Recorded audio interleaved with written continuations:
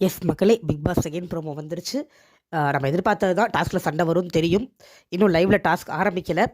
இதில் என்ன பண்ணுறாருனா, சபரி வந்து பார்வதி எலிமினேட் பண்ணிட்டார் போல் இருக்கு. அதுதானங்க டாஸ்க்கு.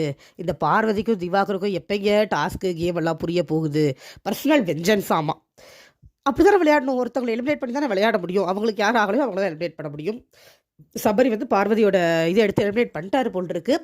இதில் வந்து பார்வதி என்ன சொல்கிறாங்கன்னா, வேணும்னே பாஞ்சு போய் என்னோட ஃபோட்டோ எடுக்கிறான் அப்படின்னு பார்வதி சொல்ல, பின்னாடியே ஒருத்தர் கூச்சத்திக்கிட்டு வருவார். யார்? திவாகர். அவர் என்ன சொல்கிறாரு? Personal vengeance. பார்வதி சொல்ல அவர் சொல்ல, பார்வதி சொல்ல அவர் சொல்ல, பர்சனல் வெஞ்சன்ஸ் அப்படின்னு 2 பேரும் மாற்றி மாற்றி அதை ரெஜிஸ்டர் பண்ணுறாங்களாமா. எல்லோரும் கேட்டுக்காங்க மக்களே, ரெஜிஸ்டர் பண்ணுறாங்களாமா. பண்ணட்டும். இப்போ சபரியை தப்பாக காமிச்சே ஆகணும். ஏன்னா சபரி வந்து நாமினேஷனில் இருக்கார். எப்படியாவது சபரியை தப்பாக காமிச்சா அவரை வெளில அமுச்சு விட்றலாம் அப்படின்னு ஒரு நல்ல எண்ணம் தான், வேறு ஒன்றும் இல்லை. இவங்க 2 பேரும் நல்லவங்க நாடகம், இருக்கிறவங்களாம் கெட்டவங்க நாடகம் இந்த வாரம் ஃபுல்லாக நடக்கும். நம்ம ஒன்றும் பண்ண முடியாது. பிக் பாஸ் கேம் அப்படி தான், அது அப்படி தான் போகும். இது ஒன்று தான் ப்ரொமோவில் இவ்வளோ தான் நடந்தது. சபரி வந்து சிரிச்சுக்கிட்டே ஆமாங்க அவ்வளோ தாங்கட்டு போயிட்டார். அதுதான் கேம், அது அப்படி தான் இருக்கும். அது புரியலைன்னா இவங்க கத்திக்கிட்டே கிடக்க வேண்டியது தான். லைவில் வந்து லாஃபர் தெரப்பி அப்படின்னு சொல்லி விக்ரம் ஒன்று பண்ணார். அது நல்லா இருந்தது. லாஃபர் தெரப்பினா சும்மா சிரிக்க வைக்காமல் வீட்டில் இருக்கிற எல்லாரும் 2 பேராக கூப்பிட்டு ஒரு சின்ன கான்செப்ட் மாதிரி பண்ணார். அதில் சபரி, பிரவீன், விக்ரம் இவங்க 3 பேர் பண்ண கான்செப்ட் உண்மையிலே நல்லா இருந்தது.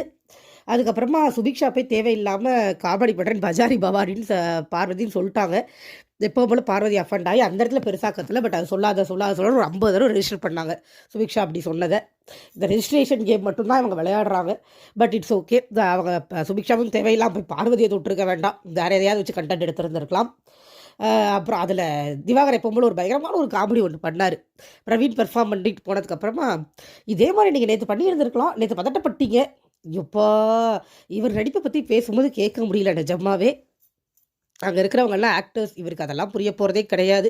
யாரும் சொல்ல போகிறதும் இல்லை. அந்த வீட்டில் இருக்கிறவங்க தேவையில்லாமல் அவர்கிட்ட வம்பு வளர்க்குறாங்க. தேவையானதையும் சொல்கிறது இல்லை. தேவையில்லாத சண்டை போட்டு அவரை பேச வச்சு இவங்க பேரை கெடுத்துட்டு வெளியில் போகிறாங்க.